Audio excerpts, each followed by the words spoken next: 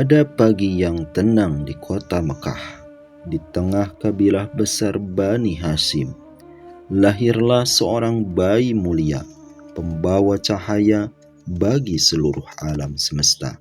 Dialah Sayyidul Mursalin, junjungan para Rasul Muhammad Sallallahu Alaihi Wasallam, yang dilahirkan pada hari Senin tanggal 9 Rabiul Awal, bertepatan dengan tahun terjadinya tragedi pasukan bergajah. Tahun itu dikenal dengan sejarah sebagai Amul Fil, tahun di mana Allah menundukkan pasukan Abraha yang hendak menghancurkan Ka'bah. Menurut analisis ulama besar Muhammad Sulaiman Al-Mansuri Furi serta ahli ilmu falak Mahmud Fasa, kelahiran Rasulullah Shallallahu Alaihi Wasallam bertepatan dengan tanggal 20 atau 22 April 571 Masehi. Subhanallah, detik-detik itu bukan hanya kelahiran seorang manusia, melainkan awal dari perubahan dunia. Langit bersinar lembut, bumi bergetar dalam sukacita, dan rahmat Allah mulai menyelimuti seluruh semesta. Ibnu Sa'ad meriwayatkan sebuah kisah agung dari ibunda Rasulullah SAW. Beliau berkata, "Ketika aku melahirkannya, terpancar cahaya yang menerangi istana-istana negeri Syam.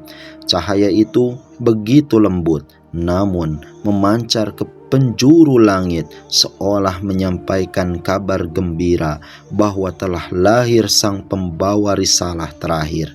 Imam Ahmad, Ad-Darimi, dan para periwayat lainnya juga menuturkan riwayat yang serupa, menggambarkan betapa agung dan penuh berkahnya kelahiran Nabi Sallallahu Alaihi Wasallam. Cahaya itu bukan sekedar sinar, melainkan pertanda turunnya rahmat Allah bagi seluruh alam semesta. Sejumlah sumber sejarah menyebutkan bahwa pada saat kelahiran Rasulullah SAW terjadi berbagai peristiwa luar biasa, tanda-tanda awal kenabian yang disebut irhasat. Di negeri Persia, 14 menara megah dari istana Kisra tiba-tiba runtuh, seolah menandakan akan berakhirnya kekuasaan zalim di masa itu. Api besar yang selama berabad-abad disembah kaum Majusi tiba-tiba padam tanpa sebab. Dan di wilayah Syam, gereja-gereja di sekitar danau Sawah roboh dan air danau itu menyusut hingga dasar tanahnya tampak.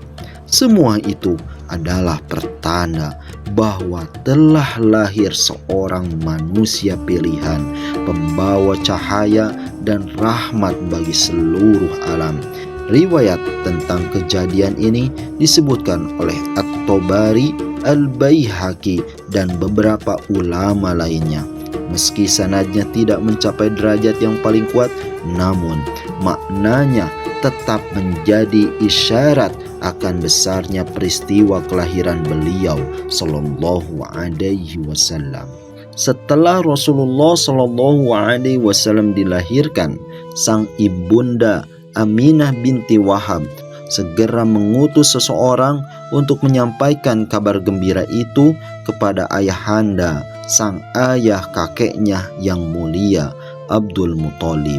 Mendengar berita tersebut, Abdul Muthalib segera datang dengan hati penuh sukacita. Ia menggendong cucunya yang baru lahir dan dengan penuh haru membawanya masuk ke dalam Ka'bah, rumah Allah yang paling suci. Di sana ia menengadahkan tangan, berdoa kepada Allah, memuji dan mensyukuri anugerah besar yang diberikan kepadanya. Lalu ia memberi nama cucunya itu Muhammad, nama yang kala itu belum dikenal di kalangan bangsa Arab, sebuah nama yang berarti orang yang terpuji, seolah menjadi isyarat dari Allah tentang kemuliaan akhlak dan misi besar yang akan diembannya kelak. Dan pada hari ketujuh setelah kelahirannya, Abdul Muthalib menyelenggarakan akikah dan mengkhitan beliau sebagaimana tradisi mulia yang telah berlaku di kalangan bangsa Arab. Dalam beberapa riwayat lain disebutkan bahwa Rasulullah SAW dilahirkan dalam keadaan sudah bersunat dan tali pusarnya telah terputus. Namun, sebagaimana dijelaskan oleh Ibnu Qayyim al-Jauziyah dalam kitab Tanqih Fuhum Ahl al-Athar halaman 4, tidak ada satupun hadis yang sahih mengenai hal ini. Beliau juga menegaskan dalam Zad al-Ma'ad jilid pertama halaman 18 bahwa riwayat-riwayat tersebut tidak memiliki sanad yang kuat.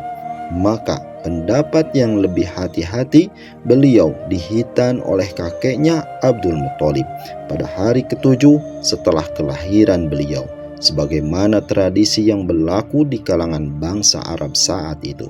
Meski begitu, apapun bentuknya, seluruh umat sepakat bahwa kelahiran beliau adalah permulaan dari cahaya risalah yang menerangi dunia dengan petunjuk dan rahmat Allah.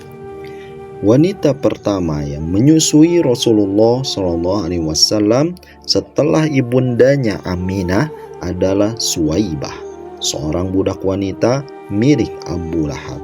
Ketika itu Suwaibah juga tengah menyusui bayinya yang bernama Masruh. Dengan penuh kasih, ia pun menyusui Rasulullah SAW bersama anaknya sendiri.